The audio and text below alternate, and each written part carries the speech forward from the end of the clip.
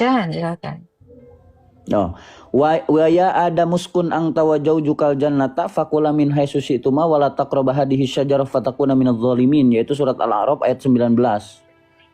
Al-A'raf ayat 19. Namun perkara yang perkara yang digodanya Nabi Siti Hawa itu ada di kitab tafsir, Kak. Oh, adanya di tafsir. Ya, tafsir Jalalain. Di sini saya baca ya.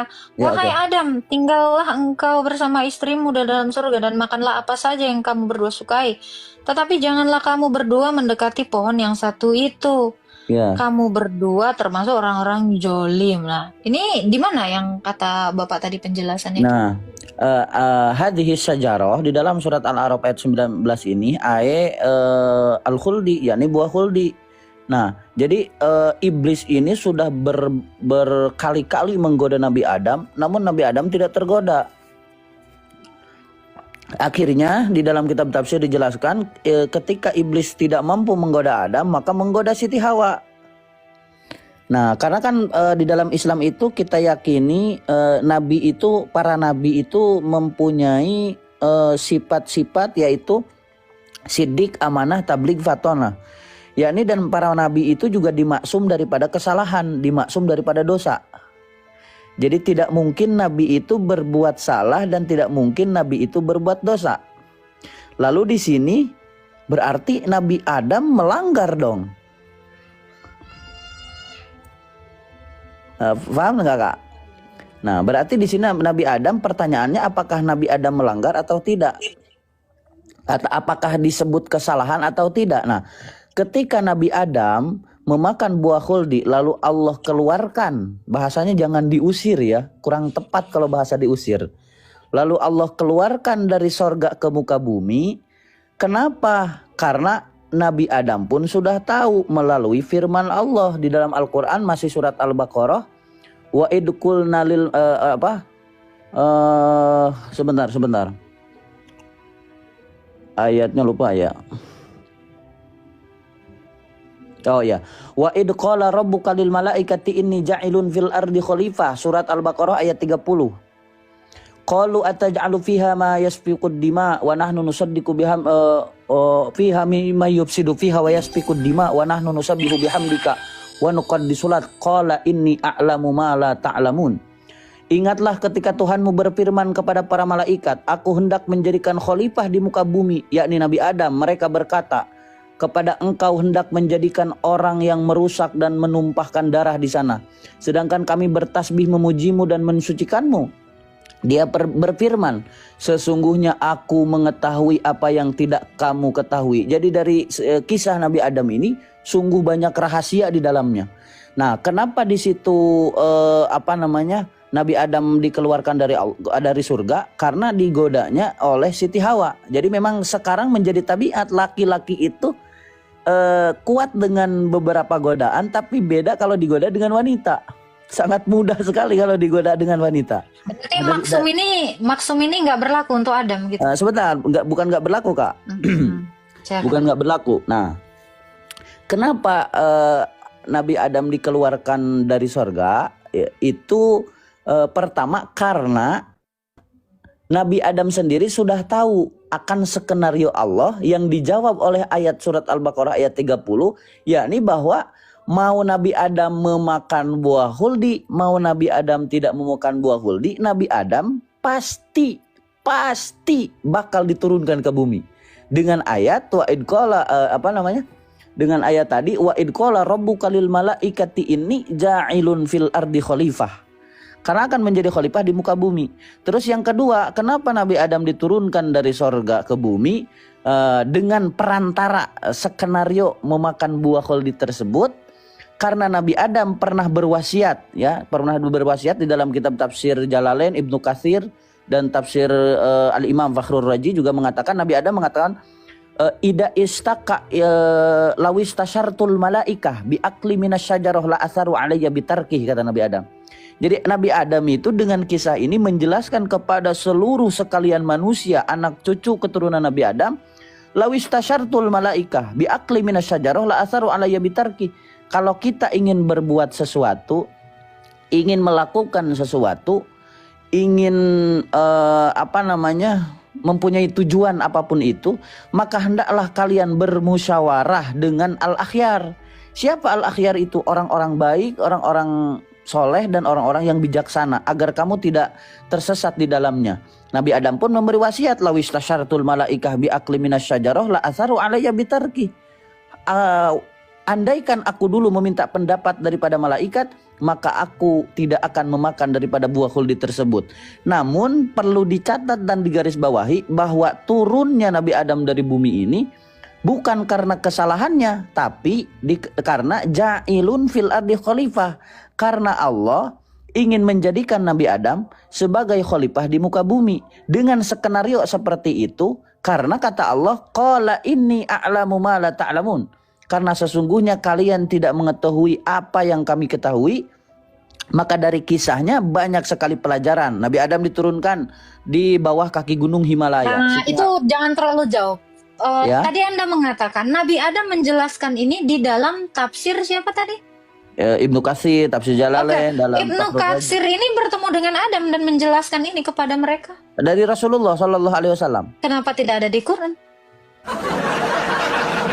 Bagaimana? Kenapa tafsir ini tidak ada di Quran? Kenapa Anda mengatakan penjelasan Adam ini ada di tafsir bukan di Quran gitu? Oh, kan asas Islam ini tidak hanya Quran dan hadis, bahkan hadis pun ada hadis Nabi, ada hadis qudsi. Oke. Walaupun dengan berbagai macam hadis ini, pertanyaan saya, apakah Allah menurunkan ayat? Apa? Apakah Allah menurunkan juga hadis qudsi, hadis yang lain selain Quran? Ada dalilnya ini, bentar. Oke.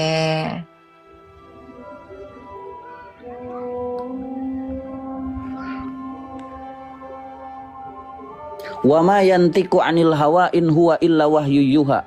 Dan tidaklah yang diucapkannya Rasulullah dan tidaklah yang diucapkan Nabi Muhammad SAW itu anil hawa dari keinginannya, melainkan in huwa illa wahyu yuha. Yang dimana tidak lain ucapan Rasulullah atau hadis-hadis Nabi itu adalah wahyu yang diwahyukan kepadanya. Oke, kalau begitu apakah Ibnu Katsir ini, si penafsir ini langsung mendengarkan ini dari Nabi Anda? Atau ini sejaman? Melalui isnad. Gimana? Melalui isnad. Isnad. Oke, isnadnya sampai ke Rasulullah. Sampai ke Rasulullah. Boleh saya tahu ini penjelasannya ini di mana? Boleh, bentar.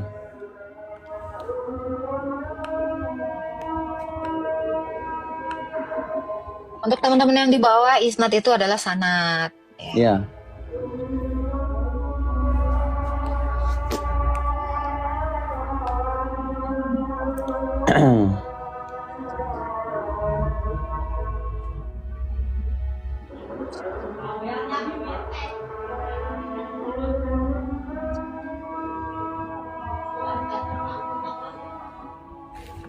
Sebentar ya. Pak.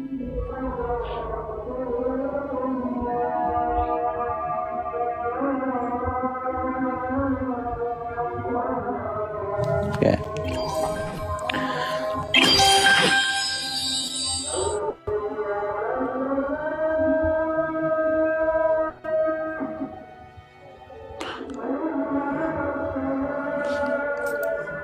Nah, jadi isnad itu kan kakak udah paham ya, sanad ya. Karena di dalam Islam itu kan ada suatu kaidah, para ulama mengatakan al isnadu dinun, sanad itu adalah agama. Maka kita menafsirkan, menjelaskan sesuatu itu tidak boleh menurut pribadi. Oke.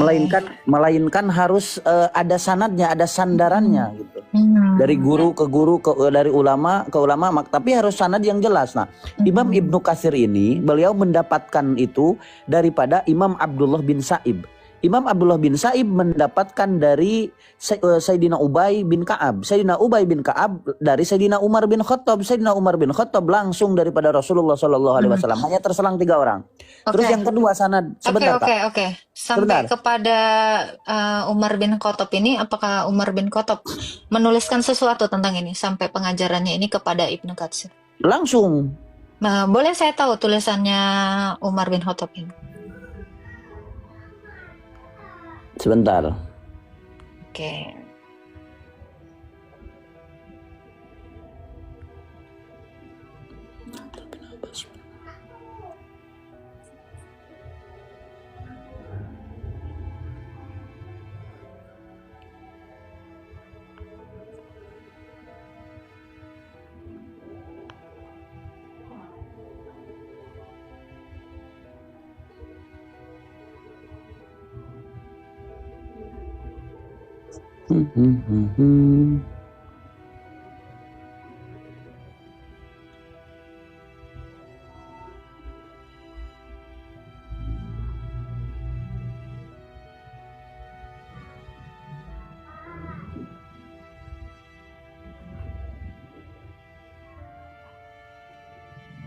Kitab tarikh, bentar.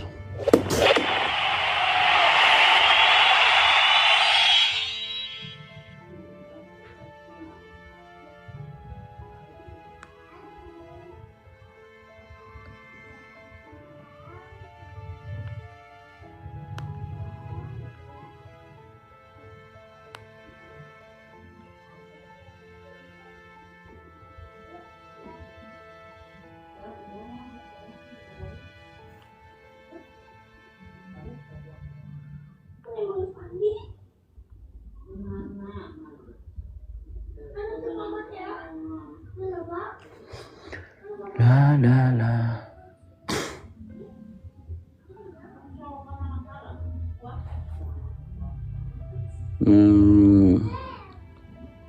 Lupa saya nama kitabnya, Kak, bentar.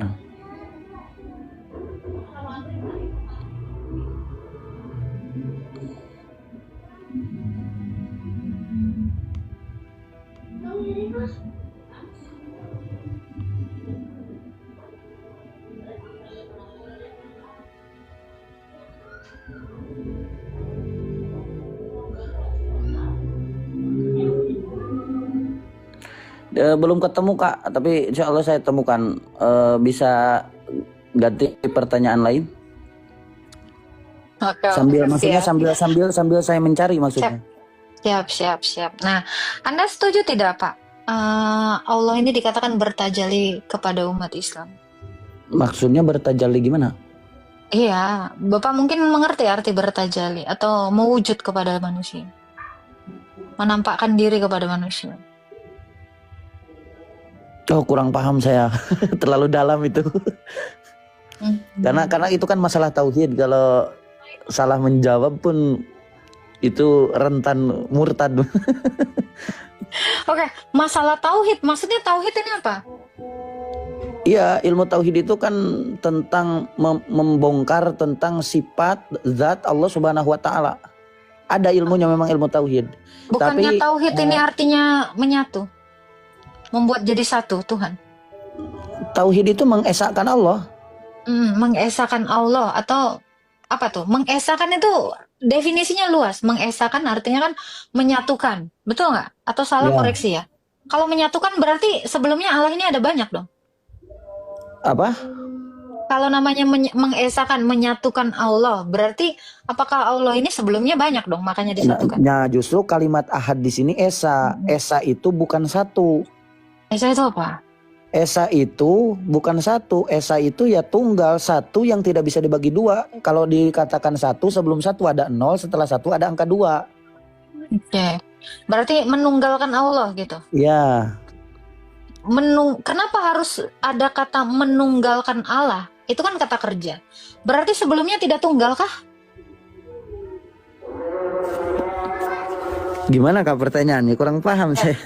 Karena kan menunggalkan Allah itu berarti kata kerja membuat jadi tunggal gitu. Sebelumnya apakah tidak tunggal? Makanya ditunggalkan. Nah, kalau sebelumnya tunggal kenapa ditunggalkan? Jadi bahasanya harus gimana? Ya, mengesahkan Tuhan itu kan kata kakak menunggalkan Tuhan gitu. Membuat jadi tunggal. Berarti sebelumnya tidakkah? Tunggal, sebelumnya tunggal. Kalau sebelumnya tunggal kenapa dikatakan menunggalkan Tuhan?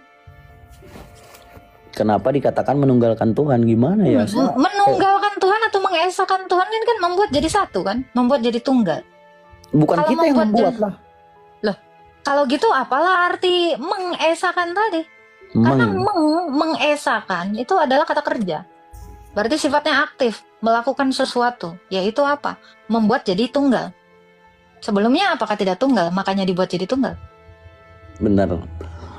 Takut salah saya jawabnya. Silakan, silakan.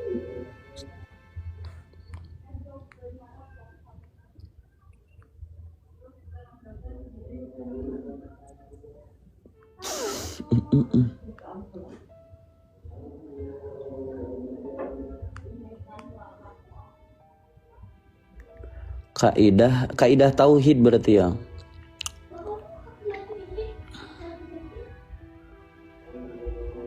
Ringkasan kan.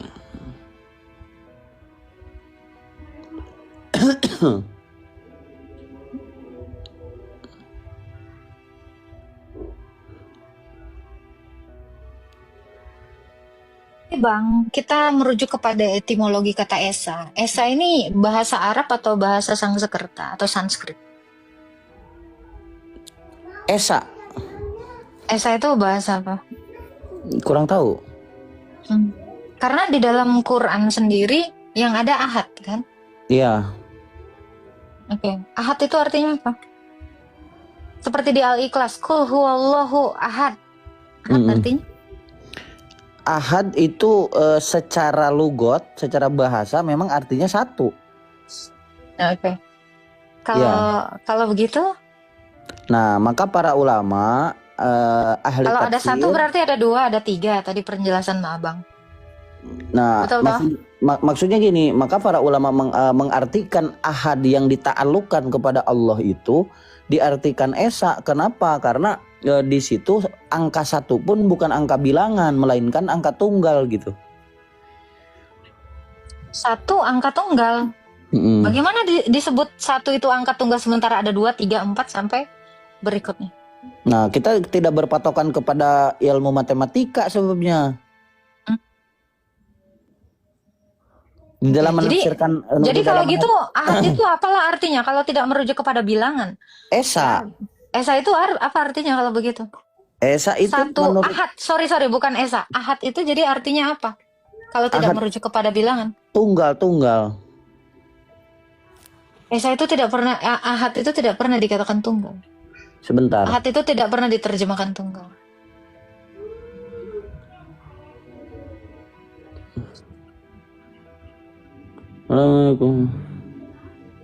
Iya, diartikannya sebagai esa. Dalam Al-Quran setiap ada ahad, tapi ahadnya yang ta'alluq kepada zat Allah, pasti diartikan sebagai esa. Kalau disebut hari ahad, itu hari? Nah, itu kan ta'alluqnya kepada hari, bukan kepada Allah. Ya, kalau itu disebut hari ahad, berarti hari yang pertama, betul? Betul. Berarti ada yang kedua dong? Ada yang ketiga. Kalau hari. Jadi definisi ahad ini apa gitu? Gimana? Jadi definisi ahad ini apa kalau tidak merujuk kepada bilangan? Nah, tadi kan tergantung ta'alluqnya kemana. Oke, kalau qul huwallahu ahad. Nah, artinya apa? Coba kakak buka di dalam terjemahnya. Qul huwallahu ahad. Katakanlah dia yang satu. Coba lihat di terjemah Al-Qur'annya. Anda punya Quran? Coba Anda aja. Takutnya salah ini. Nah, silakan. Anda aja. Oke.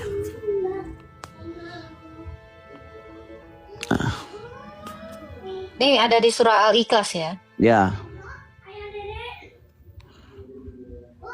Nih. Jelas nggak, Kak? Ya. Diterjemahkan esa ya. Iya, diterjemahkan esa. Qul huwallahu ahad. Katakanlah dia Allah yang Maha Esa. Iya. Lalu? Nah, jadi ketika kalimat ahad di sini nih. Nah, ahad di sini ta'alluq kepada Allah, maka diartikan Maha Esa. Oke, diartikan Maha Esa. Maha Esa itu artinya, karena Esa juga bukan bahasa Indonesia. Ya. Esa itu adalah bahasa Sanskerta. itu diserap ya. Jadi sebenarnya ahad itu apa maknanya? Esa kan di sini. Bolak-balik sih. Oke. Esa dimaksudkan apa? Nih, karena saya lihat di sini ya Bang ya. Ahad itu artinya hari Minggu. Iya kan, ketika ahad itu bertakluk kepada hari, maka artinya adalah hari Minggu. Ketika bertakluk kepada Allah sesuai tadi. Saya baca wiki ya. Ahad memiliki dua arti, yaitu hari Minggu dan salah satu nama baik Allah. Nama baik dari Allah yaitu Al-Ahad. Apa arti Ahad ini? Coba itu di bawah ada. Apa? Ahad adalah istilah dalam bahasa Indonesia yang berasal dari Al-Ahad. Nah, belum ada juga. Nah, ini ya.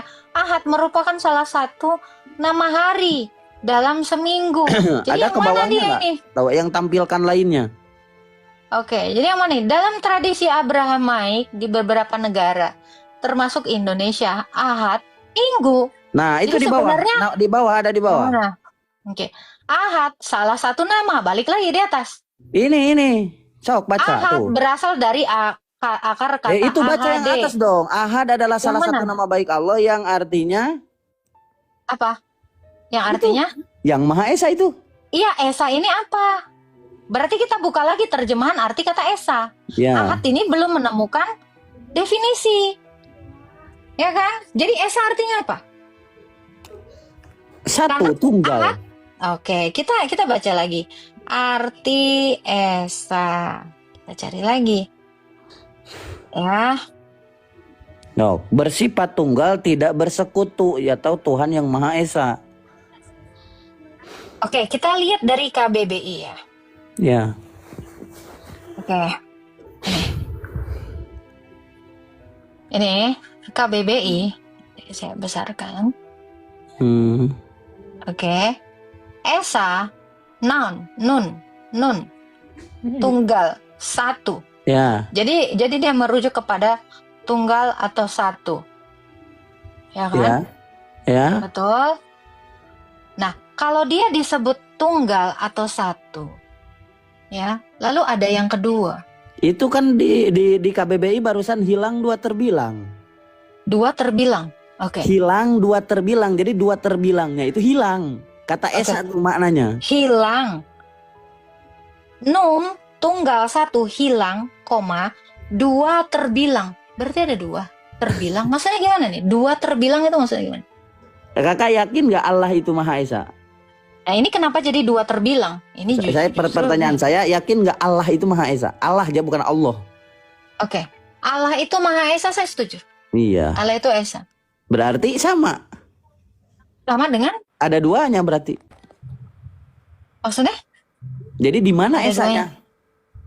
Berarti tidak tunggal dong? Kalau iya, maksud saya justru kalau kakak mengartikan kalau Esa. Ada dua yang sama. Sebentar Kak. Kalau jadi kakak ada... mengartikan Esa itu ada duanya, tidak akan diartikan Esa. Ngapain diartikan Esa kalau ada duanya? Nih, coba. Nih, Anda mengerti nggak maksudnya? Dua terbilang. Terusin bacanya semua. Ya, hilang, dua terbilang. PB berusaha terus dengan keras hati. Nah, ini yang mana? Jadi dua terbilang berarti ya, coba baca semuanya. Ya, silakan. Kalau dua terbilang berarti ada bilangan. Ya, PB berusaha terus dengan keras hati hingga maksud tercapai. Berbilang dari mengaji dari alif. Ya. Melakukan sesuatu hendaknya dari pertulangan. Oke lah, saya yang buka. Oke, silakan. Arti Esa di KBBI ya? Ya.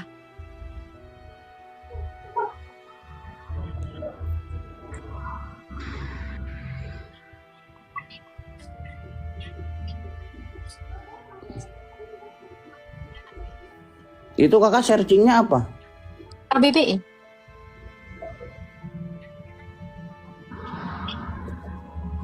Nih, saya bukakan ya. Nih. Sama ini kan ya? Kelihatan Bang? Sama kan ini ya? Oke, baca. Menurut Kamus Besar Bahasa Indonesia KBBI, Kata esa berarti tunggal atau satu. Nah, Oke. udah Kata jelas kan? esa berasal dari bahasa Sanskerta. Iya. Oke.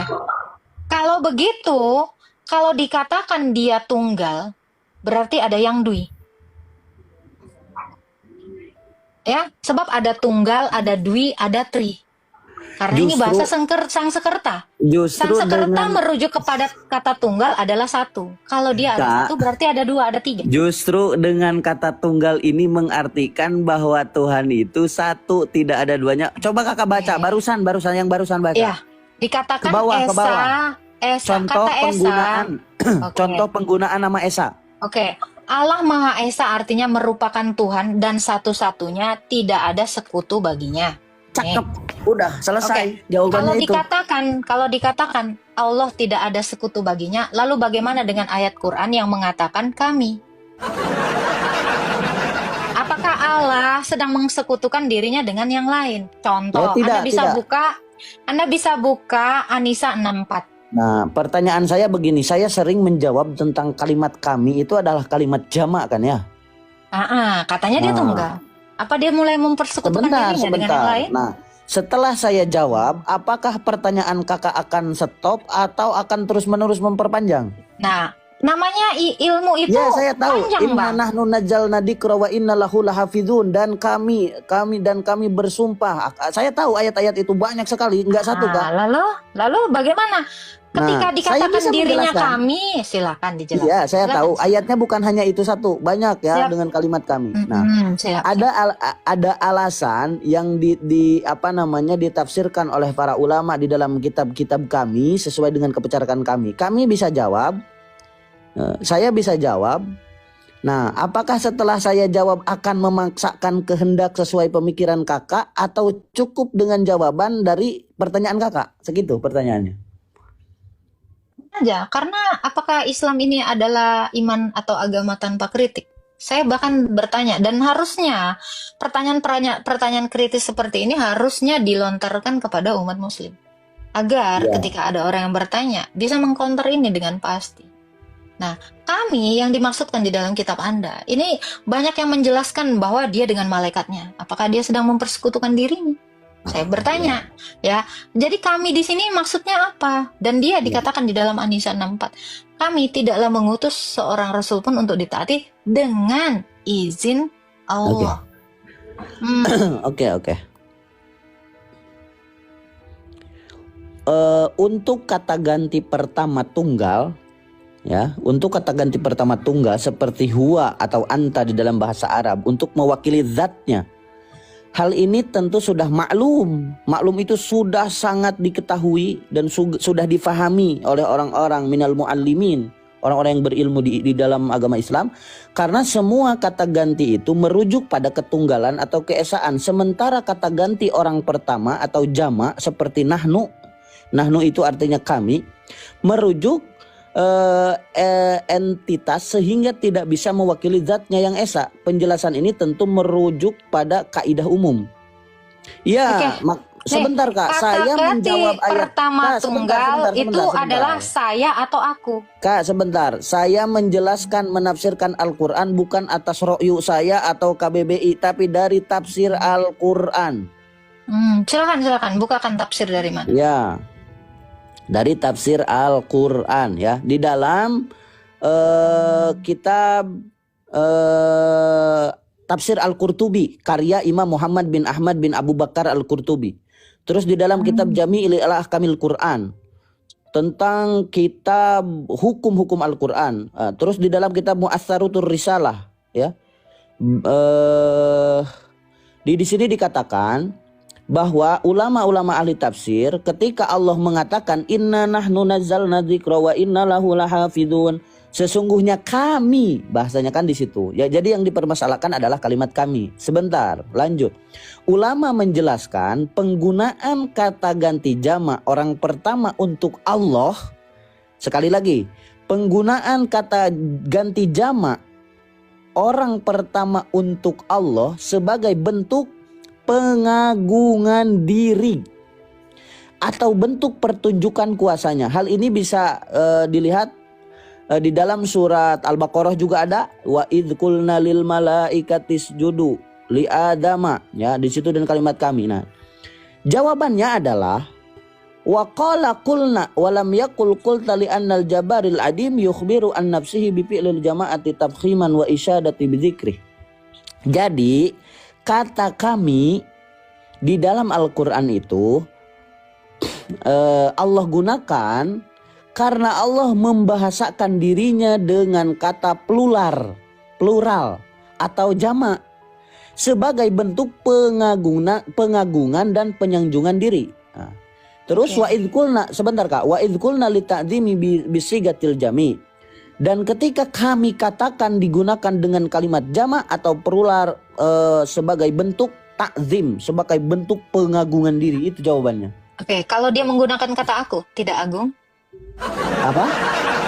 Kalau dia menggunakan kata ganti orang pertama tunggal, aku atau saya, apakah artinya dia tidak agung? Tetap agung. Nah, tadi katanya kami itu untuk menunjukkan keagungannya. Iya. Kenapa dia harus berganti-ganti mengatakan kadang kami, kadang aku? Apa penyebab dia itu mengubah-ubah? Huwa, kalimat nahnu, kalimat huwa, kalimat anta, kalimat ana itu sama juga digunakan di dalam Al-Quran untuk menunjukkan keagungannya. Lalu kenapa tidak menggunakan kata aku? Kalau aku juga menunjukkan keagungan, di mana tafsir yang mengatakan aku itu menunjukkan kata keagungan, bukan malah merujuk kepada ketunggalan katanya? Oke. Bolehkah kami jawab, Kak? Silakan. Nah, Kakak bilang apa barusan? Silahkan. Kenapa dia menggunakan kata sebentar. Aku? Jelas. Ketika barusan saya pribadi menggunakan kata kami, apakah menunjuk kepada orang lain atau kepada saya sendiri? Kamu justru salah menggunakan diksi kami ketika kamu seorang diri. Tidak ada bahasa Indonesia yang membenarkan Anda dengan mengatakan aku sebagai kami, sementara Anda jelas-jelas seorang diri. Alhasil, setelah pertanyaan yang sudah Kakak tanyakan kepada saya dan saya sudah jawab dengan tafsir Al-Quran yang tadi kitab-kitabnya saya sebut, di dalam Tafsir Munir, Aqidatus Syar'iyyah wal Madhhab, Darul Fikri Mu'asir, terus dalam kitab Tafsir Al-Qurtubi, dalam kitab Jamil Ahkamil Quran, dalam kitab Mu'atsarur Risalah. Sudah saya jawab, berarti sudah selesai. Oke. Kalau Anda mengatakan sudah selesai, bisakah Anda menjelaskan ini, An-Nisa 64 ini? Kalau dia memang dengan kuasanya, Anda katakan, kami tidak mengutus seorang Rasul pun kecuali untuk ditaati. Berarti ini sebenarnya, ini sudah berbeda pertanyaannya. Ini masih sama. Kata kami dengan Allah. Nah, kami, Anda mengatakan dia menunjukkan dia adalah plural. Dia dengan keagungannya tidak mengutus seorang Rasul kecuali untuk ditaati atas izin. Ada lagi Allah di bawahnya. Hah? Nyasot. Ada lagi kata Allah di bawahnya. Nah, Popoyan nih. Gimana, Kak? Nah, ya, tadi kan kami Anda menunjukkan dia tunggal, jamak atau plural dengan mengatakan dia dengan kuasanya. Ya, dia dengan kuasanya tidak mengutus seorang Rasul pun kecuali untuk ditaati dengan izin. Ada lagi Allah di bawahnya. Ya. Surat berapa itu? An-Nisa 64.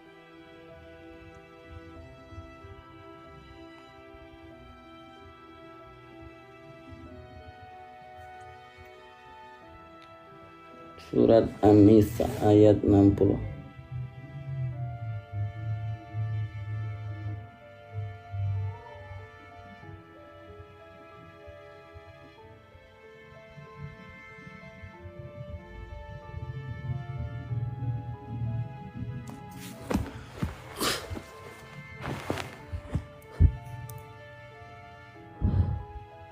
Oke, di sini di dalam tafsir Wajiz dijelaskan bahwa arsalna atau kalimat kami mengutus di situ dita'alluqkan kepada Allah karena Allah kalimat kalimat jama atau kalimat nahnu atau kalimat arsalna di sini merujuk kepada Allah itu sendiri, ya. Jadi ayat ini menjelaskan kewajiban taat kepada Rasul. Begitulah. Izin Allah. Iya. Oke. Kami ini sudah mengutus. Ya, kami ini mengutus Rasul dengan izin Allah. Nah, kami adalah Allah dan kuasanya. Terus pakai izin Allah. Gimana nih? Iya, kami di situ ya adalah Allah.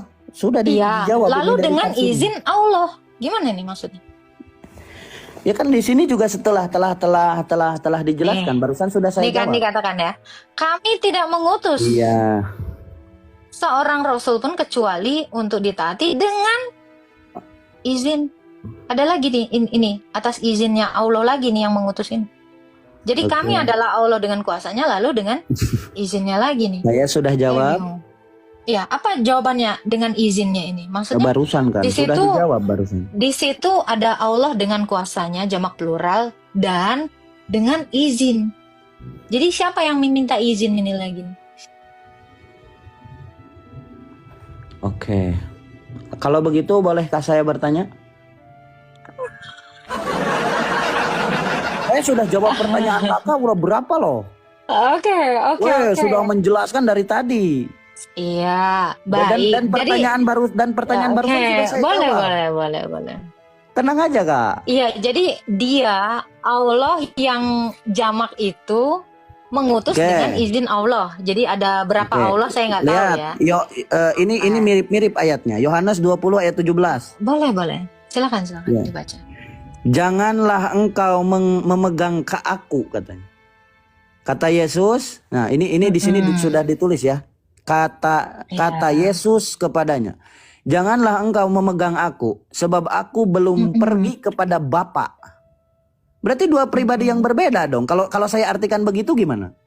Tetapi pergilah kepada saudara-saudaraku. Memang berbeda. Makanya baca Yohanes 1. Sebentar, dan katakanlah kepada mereka bahwa sekarang aku akan pergi kepada Bapakku dan Bapakmu, kepada Allahku dan Allahmu.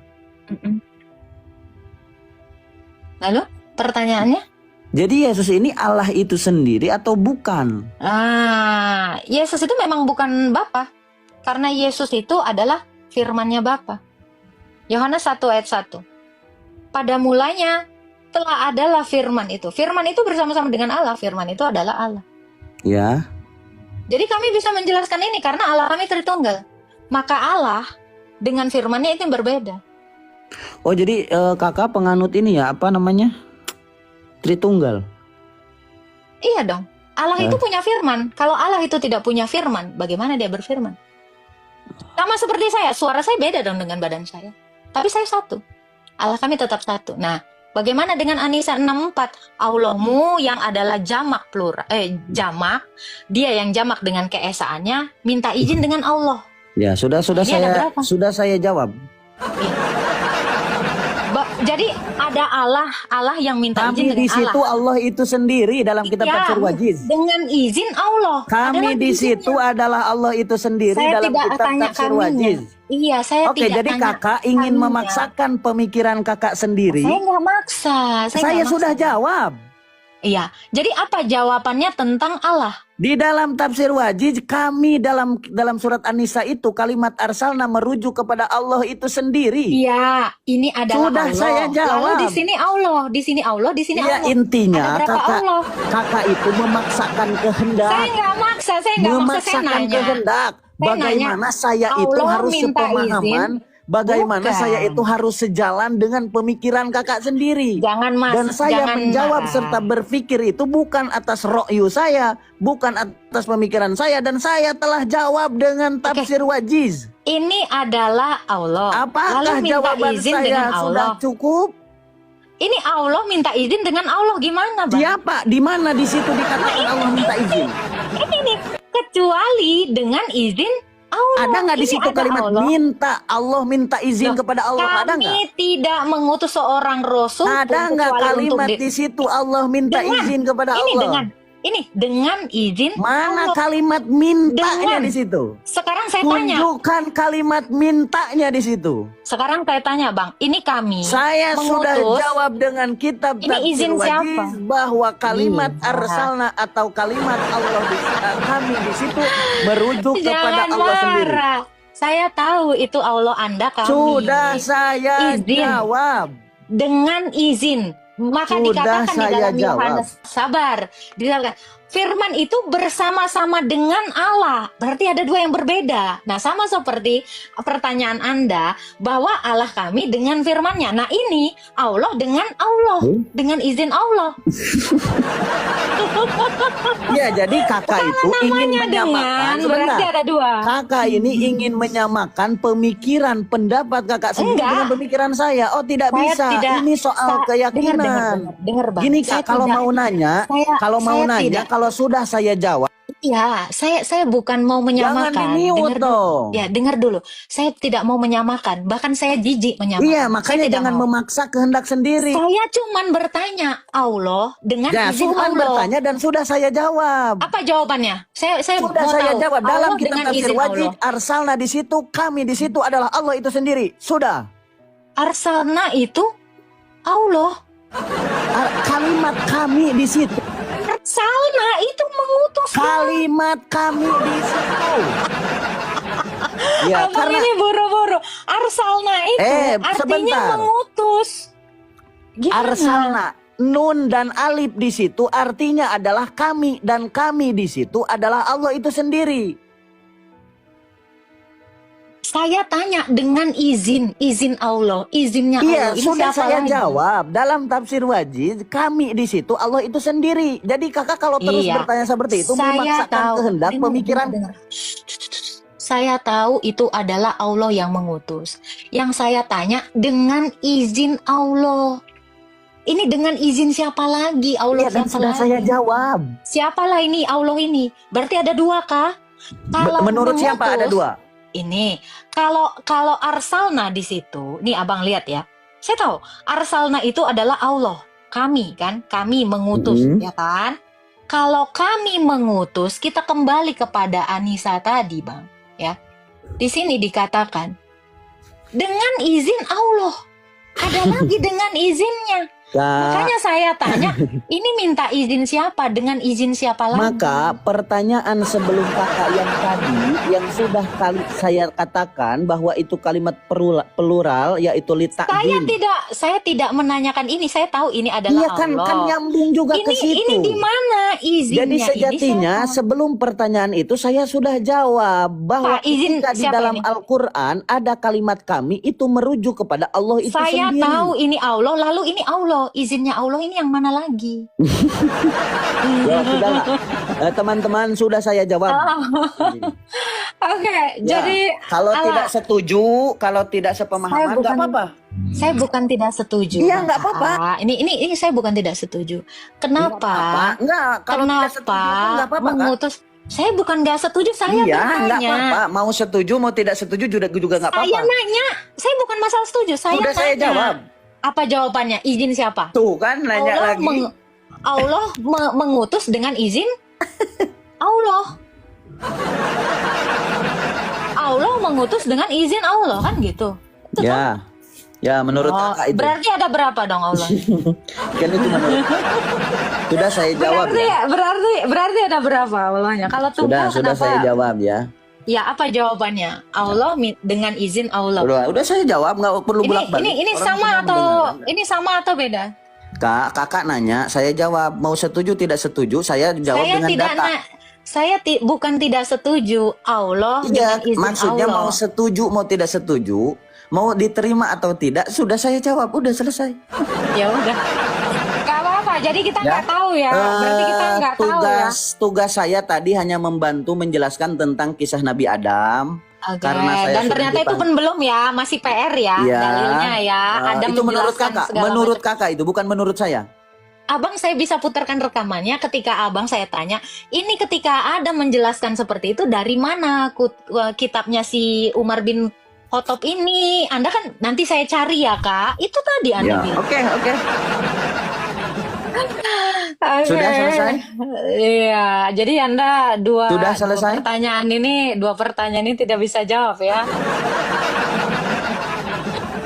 Oke, cuman itu aja, jangan marah. Saya bukan membantah atau apa, saya cuman bertanya. Itu ada Allah dan izin Allah, kan gitu.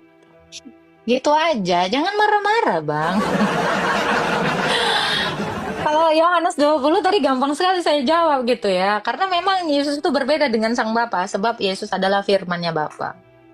Seperti itu. Jangan lupa PR-nya ya, Pak ya. Jadi jangan menjelaskan itu tidak ada dalil. Kalau menjelaskan tidak ada dalil kan sepusing ya. Jatuhnya harus gitu ya. Iya, gitu ya. Oke, kita naikkan lagi yang lain ya. Mungkin ada lagi yang mau berdiskusi, ada Diki Alparuk. Boleh. Kita naikkan ya. Jangan marah-marah ya. Salam toleransi dan selamat menunaikan ibadah puasa untuk teman-teman ya. Karena marah-marah itu sifat setan. Oke. Oke. Waduh. Halo, Diki. Jangan merekam di sini ya.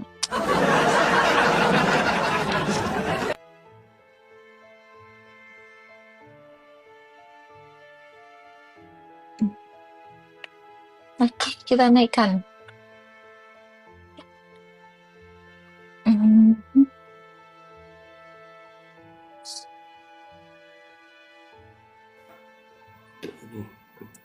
Halo, Pandu. Halo. Silakan Pandu. Halo, Pandu. Waduh.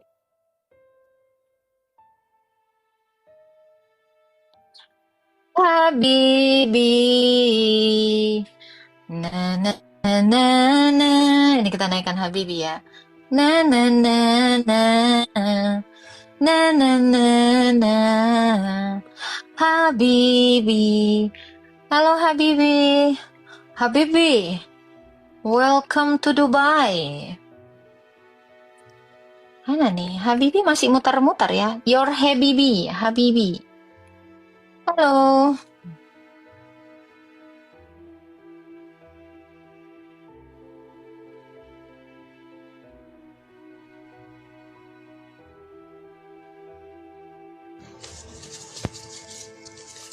Daryadi, hello.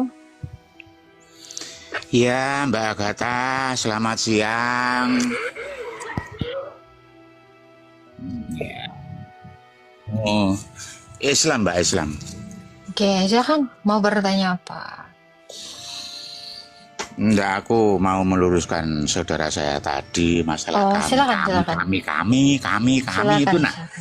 Kami kok tidak bisa menjelaskan secara akurat, tidak bodohnya, bukan main. Aku malu sebagai temennya. Itu Mbak Agatha. Kami itu merujuk Allah betul, itu betul sekali.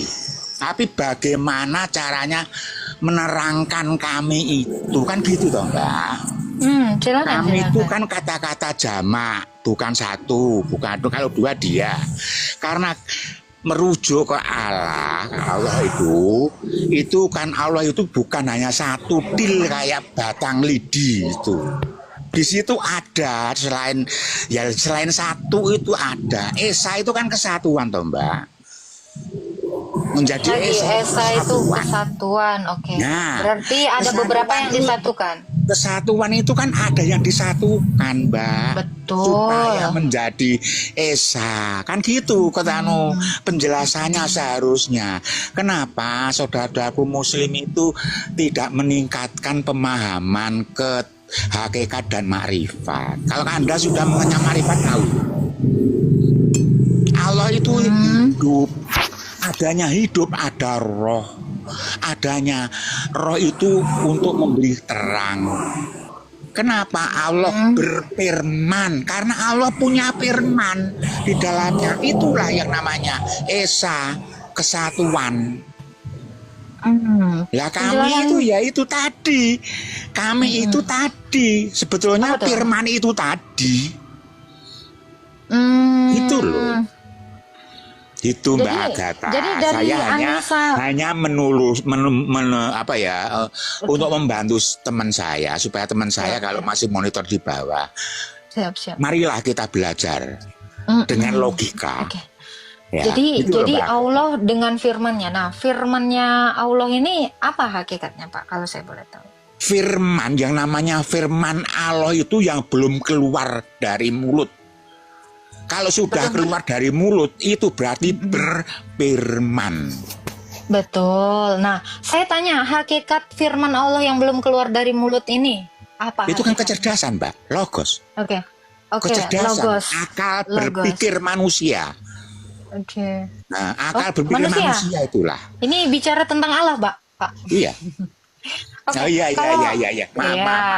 Jadi tidak ada hubungan dengan manusia. Belum menyinggung manusia. Tapi manusia itu seperti itu loh, Mbak. Manusia itu juga punya roh. Saya paham untuk ini. Pertanyaan saya, apakah logosnya Allah atau pikirannya Allah ini hakikatnya adalah bako? Hakikatnya itu kan kekal, apa nih? Mbak? Kekal itu, Mbak. Oke, kekal.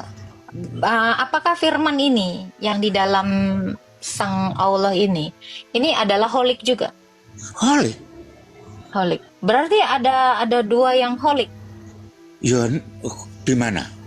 Di mana? Allah holik, firman-Nya holik. Berarti ada dua itu yang kan holik. Satu kesatuan, Mbak. Satu kesatuan. Oke. Kalau satu Mana kesatuan. Seandainya gini, Mbak ya. Ini firman-Nya Allah ya. Firman Allah itu akan mengeluarkan A itu tidak habis di dalam Allah. Tidak habis, masih banyak, masih miliaran A yang di dalam firman itu. Gitu loh, Mbak, yang saya maksud. Oke, baik. Kalau begitu, Allah ini beberapa dalam satu. Kalau Allah bukan beberapa dalam satu, Mbak. Kan tadi Esa itu artinya kesatuan, berarti ya, kesatuan ada yang kan berbeda, ada yang berbeda, menjadi satu, gitu kan? Iya.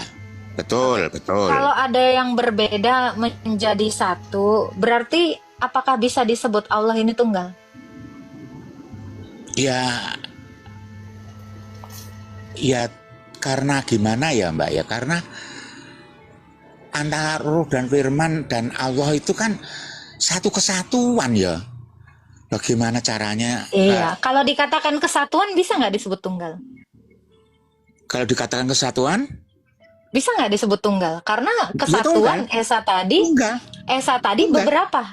Iya, beberapa tunggal. Dibuat jadi satu. Iya, itu kan kesatuan. Iya. Menjadi Esa jadi tunggal. Jadi kalau tunggal ini kan satu-satunya. Kalau tunggal ini kan satunya. Tadi penjelasan Anda ada beberapa yang menjadi satu.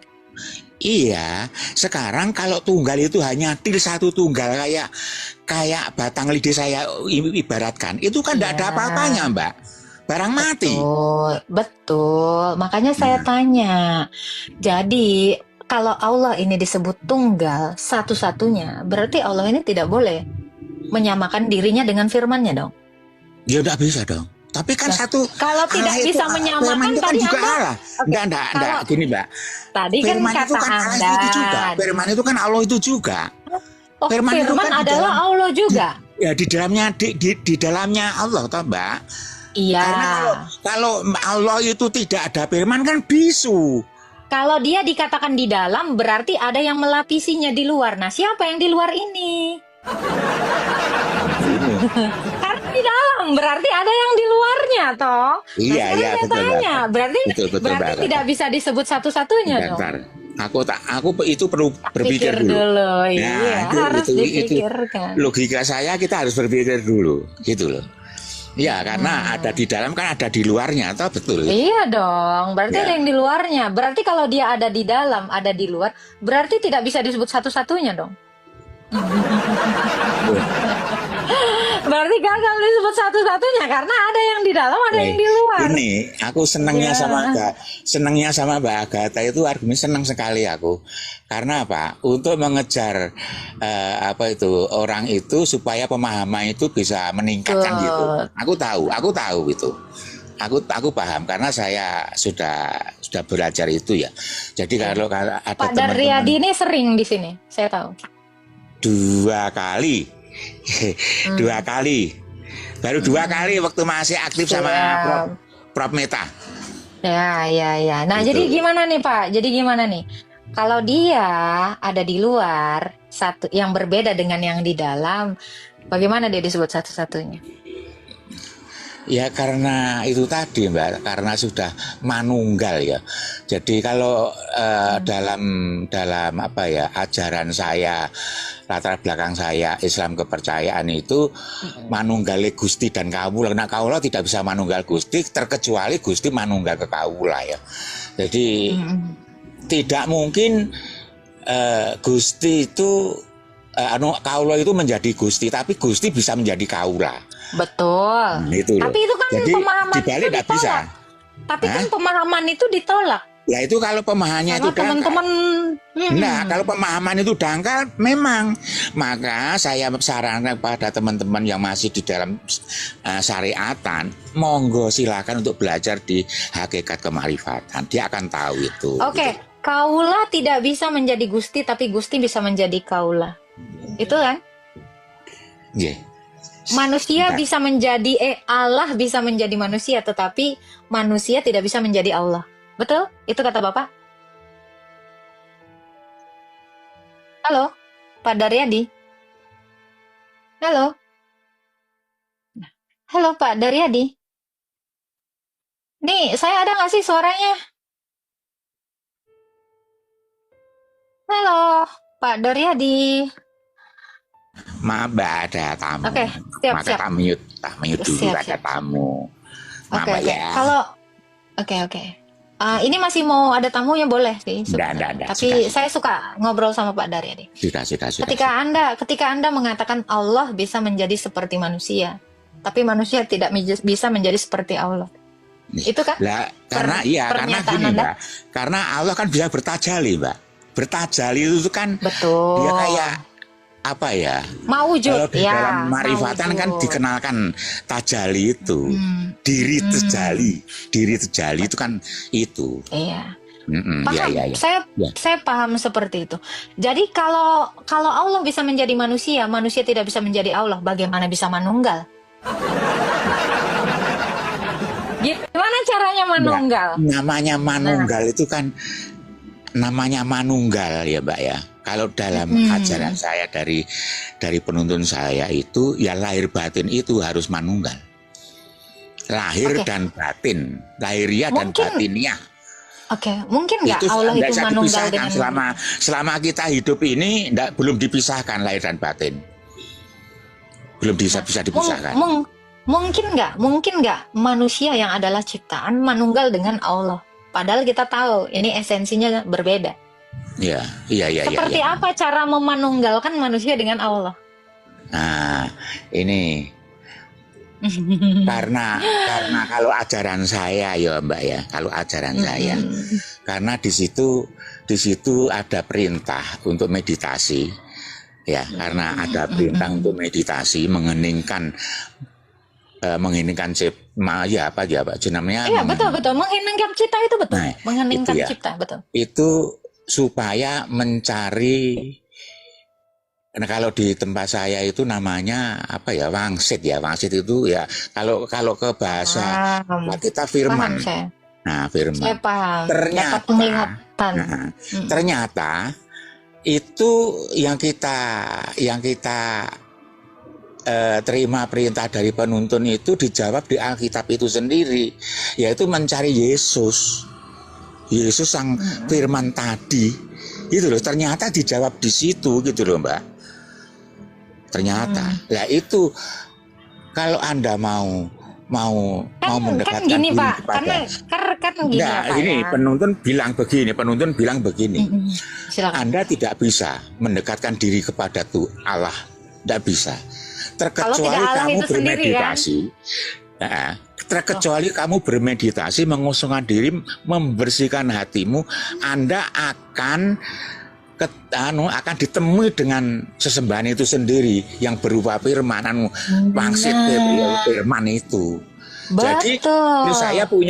saya punya logika begini, berarti Tuhan sendiri yang mendatangi saya, bukan aku mencari dia, kan gitu. Nah, ini berpikir kan gitu. Jadi gini, logika Bapak itu ada di Alkitab saya. Ya, dikatakan gini ya.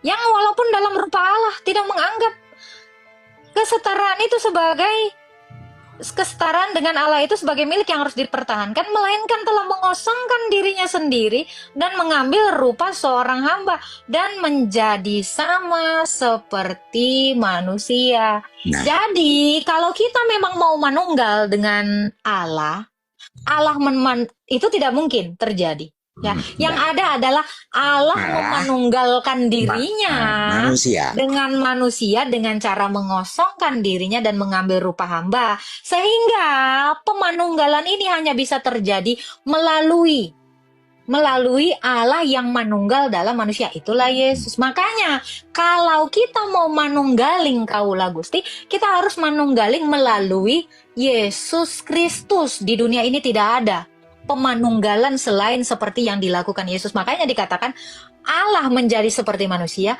manusia pun diberi kuasa menjadi seperti Allah. Oleh sebab Allah itu sudah manunggal dengan manusia, dan manusia juga dibolehkan atau diizinkan untuk manunggal dengan Allah. Nah, ini pemahaman seperti ini cuman ada di dalam iman orang Kristen, tetapi sebagian Muslim menganggap ini syirik. Nah, ya makanya gini Mbak, pengajaran Ma'rifatullah Awaluddin itu kalau kita argumen kepada orang-orang ma'asyariat itu justru malah kita menimbulkan Mbak, permusuhan. Maka kan guru sudah memesan, jangan sembarangan kamu bicara kepada yang belum mengenyam hak torikot dan hakikat. Jangan, nanti Anda sendiri yang akan terjun ke jurang. Justru saya sekarang akan terjun gini, ke jurang. Pak. Sekarang gini Pak Daryadi, Anda dapat ilmu ini dari mana? Dari ada yang namanya. Saya boleh kasih tahu, Pak. Nah. Ini kata seorang profesor, ya.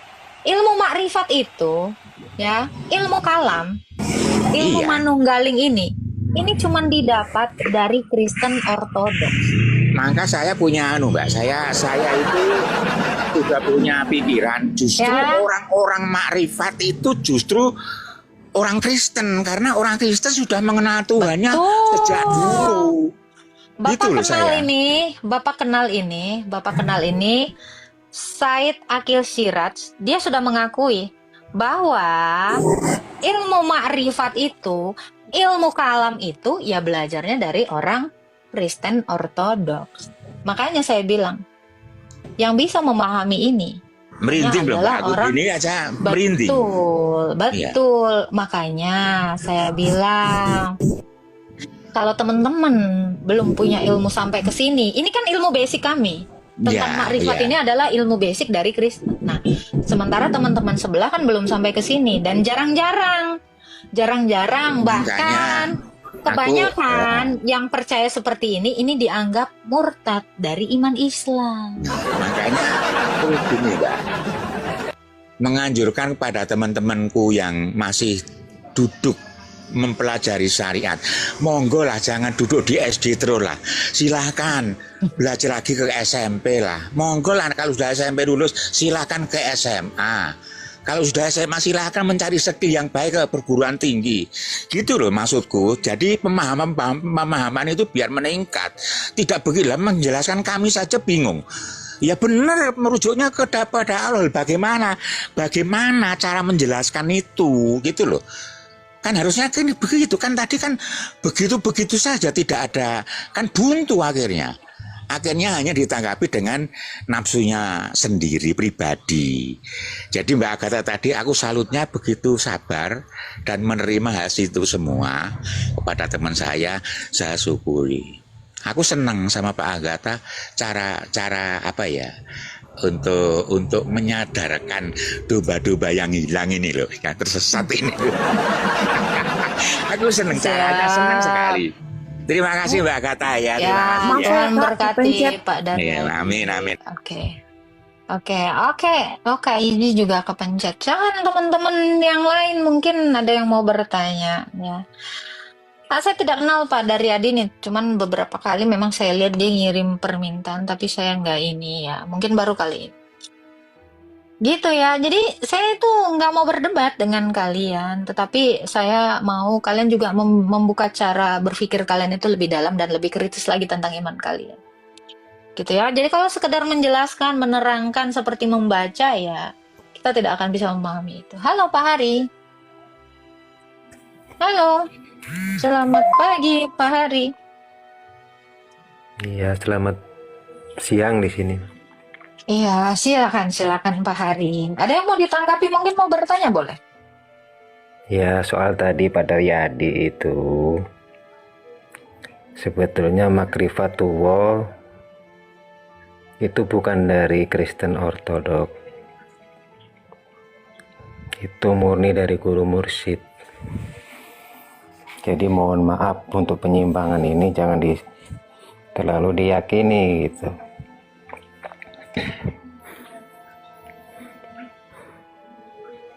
Kalau Anda mengatakan pelajaran itu dari guru mursyid, nah guru mursyid ini kira-kira mengajarkan seperti apa tentang makrifat? Silakan Pak.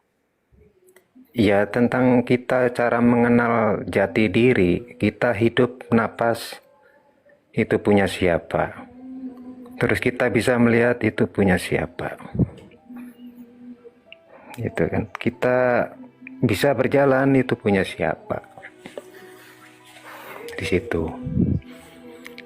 Jadi disinilah kita untuk mencari jati diri kita. Kenapa kita bisa hidup?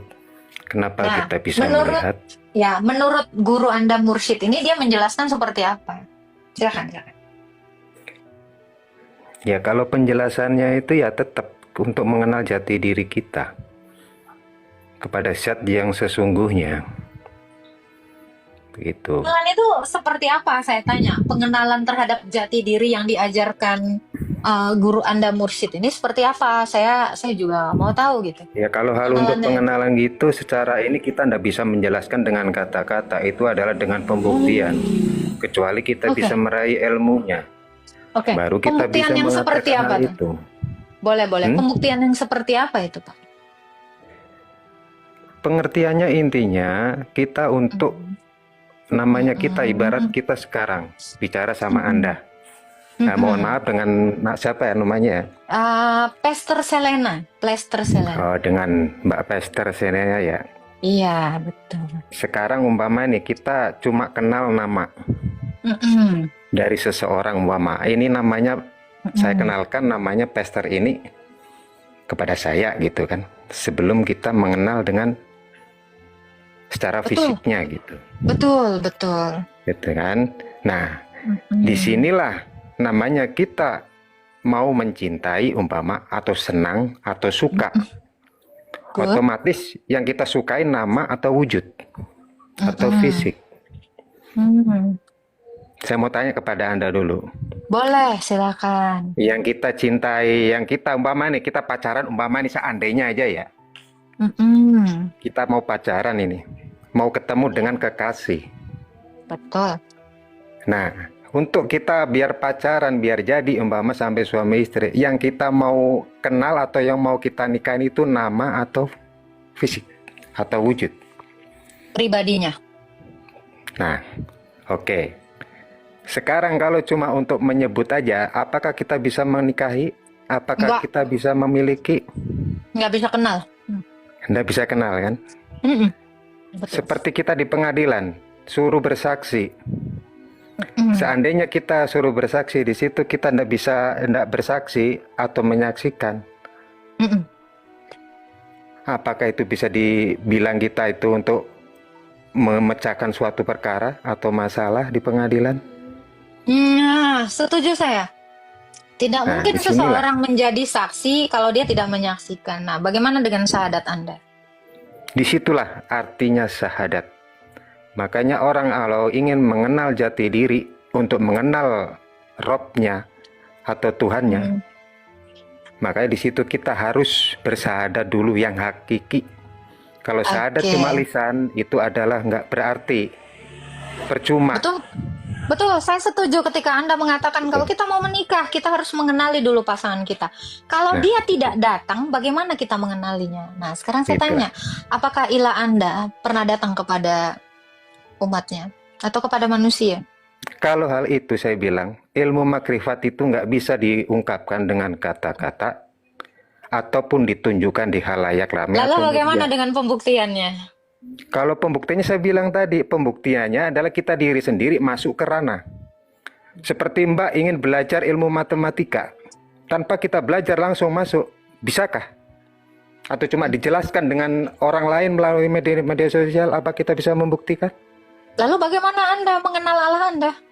Kalau tidak Allah Makanya itu saya datang. bilang, hal semua itu kita harus masuk ke ranahnya. Utama meraih ilmu makrifatullah. Boleh saya bilang orang-orang yang tidak masuk ke dalam ilmu makrifatullah ini tidak mengenal satupun Allahnya? Tidak akan bisa mengenal. Karena itu adalah ada pintu gerbang atau kunci tertentu yang harus kita raih. Oke, ketika Anda sudah belajar ilmu makrifat, pertanyaan saya masih sama. Apakah Allah Anda datang kepada Anda dan memperkenalkan dirinya kepada Anda? Jelas. Jelas. Melalui apa? Bagaimana? Seperti apa caranya? Makanya saya bilang makrifatullah nggak bisa namanya kita menjelaskan. Mohon maaf. Kalau tidak bisa dijelaskan, itu berarti seseorang itu tidak mengerti apapun. Artinya dia kosong. Kalau seseorang mengerti, dia bisa menjelaskan. Makanya kalau itu Anda dengan belum sampai kepada bisa kalau Anda sebagai seorang yang belum bisa kalau Anda seseorang yang sudah mengosongkan diri Anda dan sudah mengenal Allah, tetapi Anda tidak bisa menjelaskan, berarti sebenarnya Anda juga belum mengenal Allah itu. Karena Anda tidak bisa menjelaskan. Loh, udah saya bilang tadi Mbak, ilmu ini, coba sekarang cari aja ya. Di Google atau di media manapun, atau buku bahkan. Iya kan? Adakah penjelasan tentang makrifatullah untuk secara lisan atau ini? Coba tentu cari ada. aja, Mbak. Di Alkitab saya tentu ada. Jangan ditantang, ini ada di Alkitab saya. Yohanes 1 ayat 1 sampai 14. Saya ngerti. Jangankan di Alkitab, di Zabur pun ada semua. Di Zabur. Tapi ilmu ini secara wujudnya, secara nyatanya. Anda bilang ada di Zabur. Boleh saya tahu ayatnya? Di Zabur mana? Zabur Anda? Ya kalau untuk melihat kitab, mohon maaf, saya nggak bisa. Saya nggak bisa untuk melihat kitab. Kalau di dalam kitab Anda sendiri, yang Anda imani, adakah penjelasan tentang ini? Nah, ada. Ada di mana itu? Quran surah banyak berapa? Di Al-Quran itu. Secara tersirat. Boleh, saya satu. Al-Quran itu adalah kitab yang tersirat. Oke. Kalau Al-Quran adalah kitab inilah tersirat. Makanya saya bilang banyak orang yang ini. Makanya kalau saya bertanya kayak gini, yang seperti Pak Daryadi bilang tadi, secara syariat orang itu akan menertawakan. Sekarang saya tanya, jika Anda sudah mengenal Allah dan Anda mengatakan pengenalan diri Allah yang datang kepada manusia ini sudah dijelaskan di dalam kitab Anda. Tadi Anda bilang cari aja di Wikipedia. Ya, Anda bilang cari di Zabur, silakan. Secara syariat Anda belum bisa membuktikan, bagaimana dengan level makrifat Anda membuktikannya? Karena makrifat tidak mungkin jalan tanpa ada syariat. Justru makrifat. Ini Mbak ya, saya kasih tahu. Coba justru secara syariat. Kita makrifat itu adalah dasar utama kita untuk beragama. Tanpa kita bermakrifat dulu, itu belum dibilang beragama. Anda bisa nggak bermakrifat tanpa syariat? Ya nggak bisa. Tunjukkan dulu syariatnya. Tunjukkan syariat gimana? Ya itulah di Al-Quran itu banyak. Di Al-Quran surah berapa Allah Anda memperkenalkan dirinya langsung kepada manusia? Itu melalui hadis qudsi, awaludin makrifatullah. Oke, melalui hadis Untuk awal qudsi. suatu agama, kita harus mengenal dengan Robnya, dengan Tuhannya, baru kita Oke, kenal dengan oke. ini Anda tidak dinamakan mungkin sama dengan Islam, beragama analogi. Islam. Ya, sama dengan analogi. Ini juga analogi saya ya. Jadi bagaimana Anda bisa mengenal pacar Anda kalau pacar Anda itu tidak datang kepada Anda dan saling berkomunikasi? Bagaimana ilah Anda itu memperkenalkan makanya dirinya tadi. kepada umatnya Saya bilang tadi, kalau ilah ya. Anda belum datang kepada umatnya? Ini loh Mbak, saya bilang tadi, kalau ingin kita saling kenal, saling tahu, umpama saling kenal, saling tahu itu kan ada media untuk penghubungnya. Iya kan? Ada media. Iya Apa Saya mau tidak nanya. bisa ilah? Gini Bang, apakah Anda tidak bisa langsung ketemu dengan pacar Anda untuk saling mengenal? Kalau melalui media justru itu ada selubung. Itu seperti ada hijab Enggak, yang maksudnya menutupi, gini loh, tidak secara media terang-terangan. perantaranya Toh? ini bermacam-macam. Oke, silakan. Sebelum kita bertemu, sebelum kita kenalan sama ini tadi pacar, otomatis kan banyak media, mungkin melalui media sosial kita lihat dia dulu, ya kan? Tapi belum kenal nama. Bisa melalui teman memperkenalkan, tapi kita belum tahu wujudnya, fisiknya. Oke. Lalu bagaimana? Nah, Media apa yang digunakan? Nah, disinilah Media apa media yang untuk digunakan? perantara kita untuk mengenal Robnya adalah melalui guru mursyid yang memegang kunci untuk membuka pintu hati kita. Oke, guru mursyid ini pernah Itu aja logikanya. diajarkan. Oke. Itu aja secara ininya. Kalau kita pakai logika, kita tidak akan nyampe ke makrifatullah. Karena makrifatullah tidak pakai logika. Kalau tidak ada logika ya nanti Anda gila semua dong. Gak Nggak waras bisa. semua. Logikanya itu tadi. Loh, Logikanya, kalau Anda kalau kita ingin mengenal suatu wujud dari nama itu, makanya kita harus mengetahuinya, mengenalnya. Gimana caranya? Gini, Yaitu gini tadi. ya Pak ya. Gini Makanya ya kita Pak perlu ya. kendaraan. Tanpa logika, Anda tidak bisa mengenal. Kenapa? Karena logika itulah yang memperkenalkan dirimu. Jadi kalau kamu bilang kamu mengenal Allah tanpa logika, ya kamu itu sama seperti batu. Ya, gimana bisa kenal tanpa logika? Jangan ngomongin kendaraan. Logika itulah kendaraanmu. Kalau kamu meninggalkan logikamu, makanya banyak yang majeduk. Karena nggak ada otaknya semua. Kalau kita tidak menggunakan logika kita, pikiran kita, bagaimana kita mengenalkan diri kita? Sama seperti Anda memperkenalkan diri Anda sebagai batu. Batu itu tidak bisa mengenalkan dirinya. Kenapa? Karena batu tidak berlogika. Ya. Nah ini, makanya saya bilang, Anda mengakui mengenal ilmu ma'rifat, tapi Anda tidak tahu syariatnya.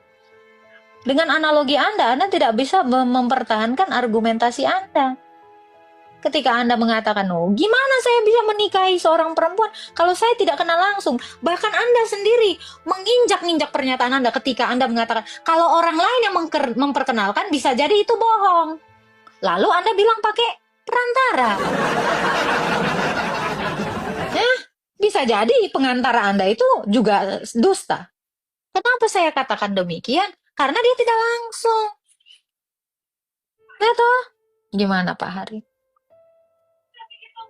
Anda bahkan tidak bisa menjelaskan bukti dari pengenalan Anda dari tadi. Silahkan jelaskan tentang guru Anda mursyid itu.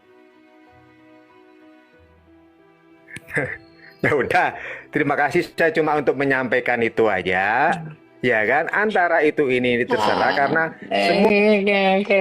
Oke ya.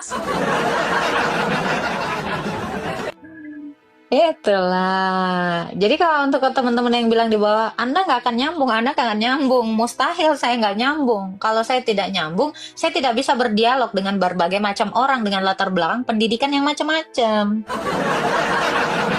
Ya kan? Menyerah. Yang tadi juga menyerah. Ya. Karena gini ya, kalian harus bisa membuka wawasan kalian, membuka cara pandang kalian. Ya, jadi kalian itu naikkan level kalian seperti kata Pak Daryadi tadi. Pak Daryadi sudah mengakui itu. Kalau kalian tidak menaikkan level kalian, ya kalian akan tetap di PAUD. Kalian tetap masih jadi anak TK gitu. gitu, ya kan? Logis dong. Bapak tadi kan sudah menginjak-injak argumentasi dia dengan cara menghilangkan logika. Cinta ini kadang-kadang tak ada logika, ya kan? Jadi nggak mungkin orang bisa mengenal tanpa logika. Ya udah jadi batu deh.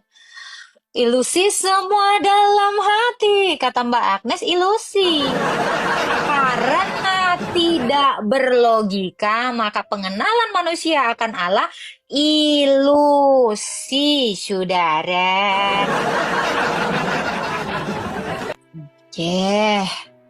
Gitu dong. Cinta ini kadang-kadang tak ada logika. Oke lah, biarkan plester Selena ini makan dulu ya teman-teman ya. Nah, kita di sini berdialog, tetap mengutamakan salam toleransi ya. Sekitar berapa jam kita? Widih, 4 jam saudara ya. 4 jam kita sudah berdiskusi. Izinkanlah plester Selena ini makan. Nanti plester Selena ini tidak gemoy lagi. Cinta ini kadang-kadang gak ada loh. Atau tak ada logika atau tak ada loh, ya kan? Iya dong, plester harus gemoy. Kalau plester nggak gemoy, nanti kelihatan plesternya nggak dikasih makan. Seorang plester itu harus gemuk karena makan uang jemaat. Itu plester Selena ya. Puasa Kak, janganlah plester itu jangan puasa, nanti nggak ada logikanya. Ya. Dukung plester untuk tidak kurus cungkring ya, nanti kelihatan banget ini jemaatnya kagak ngasih makan. Oke, mohon maaf untuk semua teman-teman yang Kristen maupun yang non-Kristen ya, ini hanya diskusi, jangan ada sakit hati, jangan ada juga merasa terzolimi. Saya, plester Selena, memohon maaf sedalam-dalamnya kepada teman-teman yang mungkin secara tidak sengaja menyinggung ya, dari perkataan saya menyinggung Anda atau menyinggung peranakan Anda langsung ya kan. Maaf, lahir dan batin. Semangat menunaikan ibadah puasa untuk teman-teman Kristen terutama ya, puasa Prapaskah ini ya. Juga semangat menunaikan ibadah puasa untuk kepada teman-teman kita yang muslim ya. Tingkatkan lagi ilmu makrifatnya, tapi jangan juga menghilangkan ilmu syariat itu ya. Oke ya, nanti kita diskusi lagi. Dadah semuanya. Kami mengucap syukur kepada Allah karena kamu semua dan menyebut kamu dalam doa kami. Ini dari 1 Tesalonika 1 ya teman-teman ya. Yang kedua, sebab kami selalu mengingat pekerjaan imanmu, usaha kasihmu, dan ketekunan pengharapanmu kepada Tuhan kita, Yesus Kristus di hadapan Allah dan Bapa kita. Dan kami tahu, hai saudara-saudara yang dikasihi Allah, bahwa Ia telah memilih kamu. Sebab Injil yang kami beritakan bukan disampaikan kepada kamu dengan kata-kata saja, tetapi juga dengan kekuatan Roh Kudus dan dengan suatu kepastian yang kokoh. Memang kamu tahu bagaimana kami bekerja di antara kamu oleh karena kamu, dan kamu telah menjadi penurut kami dan penurut Tuhan dalam penindasan yang berat.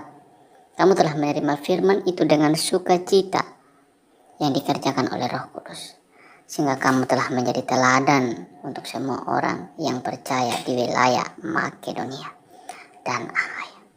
Karena dari antara kamu firman Tuhan bergema bukan hanya di Makedonia dan Akhaya saja, tetapi di semua tempat telah tersiar kabar tentang imanmu kepada Allah. Sehingga kami tidak usah mengatakan apa-apa tentang hal itu, sebab mereka sendiri bercerita tentang kami, bagaimana kamu sambut dengan dan bagaimana kamu berbalik dari hal-hal yang tidak baik kepada Allah untuk melayani yang hidup dan yang benar, dan untuk menantikan kedatangan anaknya dari sorga yang telah dibangkitkannya dari antara orang mati, yaitu Yesus yang menyelamatkan kita dari murka yang akan datang. Ini satu kata yang menarik sekali dan dikatakan oleh Paulus di sini bahwa firman itu atau kebenaran itu tidak hanya bergema di antara kamu ya, tetapi juga kepada orang-orang lain yang ada di sekitar, di Ahaya dan di Makedonia katanya. Bukan hanya di Makedonia dan Ahaya saja, tetapi di semua tempat telah tersiar. Nah teman-teman, sebagai orang percaya, panggilan kita itu membawa kabar baik. Membawa kabar baik tidak hanya lewat kita berkata-kata atau kita mengucapkan sesuatu, tetapi lewat kehidupan kita, kesaksian kehidupan kita. Bagaimana kita menjadi teladan, bagaimana kita menjadi contoh, dan bagaimana kita menjadi berkat. Itu penting teman-teman ya. Dan di sini kita lihat bahwa tidak hanya di Ahaya dan Makedonia, tetapi di semua tempat-tempat lain. Artinya, kalau kehidupan kita betul-betul mencerminkan kehidupan Kristus, kita betul-betul menjadi orang yang betul-betul menjalankan kebenaran itu. Kita itu menjadi sumber perhatian teman-teman. Kita itu menjadi menarik di mata orang lain. Dan tentu saja lewat itu ya, Injil itu akan sampai kepada banyak orang di luar sana. Maka ini menjadi peringatan buat kita juga ya, supaya apa? Ya kita bertekun untuk mengerjakan apa yang menjadi bagian kita. Jangan hanya kita menjadi percaya yang pasif ya, yang mengaku percaya tapi hidup kita tidak pernah berubah ya, mengaku percaya tapi diri kita tidak pernah berubah. Ya kita mesti harus menghasilkan buah lewat kehidupan kita. Buah dari kehidupan kita itu ya lewat, dulu kita mungkin bukan orang yang baik ya, tapi sekarang kita menjadi orang yang baik. Dulu mungkin kita menjadi orang yang mudah untuk mengucapkan kata-kata yang tidak baik, tapi ketika kita mengikut Kristus, kita menjadi orang yang mengucapkan kata-kata yang penuh berkat. Semuanya itu ada efeknya, ada perubahan yang nyata ketika kita mengaku bahwa Yesus adalah Tuhan. Nah, selama itu tidak pernah nampak dalam hidup kita, selama itu tidak pernah kita lihat, ya, diperlihatkan, ya hal itu perlu untuk dipertanyakan. Apakah benar, ya, kita ini betul-betul mengikut Tuhan atau hanya sekedar kata-kata kita saja, gitu, ya. Oke, lanjut di ayat yang pasal yang kedua. Kamu sendiri pun memang tahu, saudara-saudara, bahwa kedatangan kami di antaramu tidaklah sia-sia. Tetapi sungguh pun kami sebelumnya, seperti kamu tahu, telah dianiaya di Filipi. Namun dengan pertolongan Allah kita, kami beroleh keberanian untuk memberitakan kabar baik atau Injil Allah kepada kamu dalam perjuangan yang berat. Sebab nasihat kami tidak lahir dari hal-hal yang tidak baik atau maksud yang tidak murni, dan juga tidak sertai dengan hal-hal yang akal-akalan saja. Sebaliknya, karena Allah telah menganggap kami layak untuk mempercayakan Injil kepada kami, karena itulah kami berbicara, bukan untuk menyukakan manusia, melainkan untuk menyukakan Allah yang menguji hati kita. Nah, ini juga penting teman-teman, bahwa apapun yang kita lakukan ini kadang-kadang kita bertolak daripada apakah sesamaku suka atau tidak. Yang paling penting adalah bagaimana Tuhan suka terhadap apa yang kita lakukan. Ya, itu yang paling penting. Karena kami tidak pernah bermulut manis. Hal itu kamu ketahui dan tidak pernah mempunyai maksud loba yang tersembunyi. Allah adalah saksi. Juga tidak pernah kami mencari pujian dari manusia, baik dari kamu maupun dari orang lain. Sekalipun kami dapat berbuat demikian sebagai rasul-rasul Kristus. Tetapi kami berlaku ramah di antara kamu, sama seperti seorang ibu mengasuh dan merawati anaknya. Demikianlah kami dalam kasih sayang yang besar akan kamu, bukan saja rela membagi Injil Allah dengan kamu, tetapi juga hidup kami sendiri dengan kamu, karena kamu telah kami kasih. Sebab kamu masih ingat, saudara-saudara, akan usaha dan jerih lelah kami, sementara kami bekerja siang malam supaya jangan menjadi beban bagi siapapun juga di antara kamu. Kami memberitakan Injil Allah kepada kamu. Kami adalah saksi. Demikian juga Allah. Betapa saleh, adil, dan tak bercacatnya kami berlaku di antara kamu yang percaya. Kamu tahu betapa kami seperti bapa terhadap anak-anaknya, telah menasihati kamu dan menguatkan hatimu seorang demi seorang, dan meminta dengan sangat supaya kamu hidup sesuai dengan kehendak Allah yang memanggil kamu ke dalam kerajaan dan kemuliaan. Dan karena itulah kami tidak putus-putusnya mengucap syukur juga kepada Allah, sebab kamu telah menerima firman Allah yang kami beritakan itu, bukan sebagai perkataan manusia, tetapi memang sungguh-sungguh demikian, sebagai firman Allah yang bekerja juga di dalam kamu yang percaya. Sebab kamu, saudara-saudara, telah menjadi penurut jemaat-jemaat Allah di Yudea, jemaat-jemaat Allah Kristus Yesus, karena kamu juga telah menjadi bagian dari teman-teman sebangsamu segala sesuatu yang mereka derita dari orang-orang. Bahkan orang-orang dari sana telah membuat Yesus yang benar ya menjadi bersalah di mata mereka gitu ya. Apa yang berkenan kepada Allah tidak mereka pedulikan, dan semua manusia mereka melakukan hal-hal yang tidak benar, karena mereka mau menghalang-halangi kami memberitakan firman kepada bangsa-bangsa lain untuk keselamatan mereka.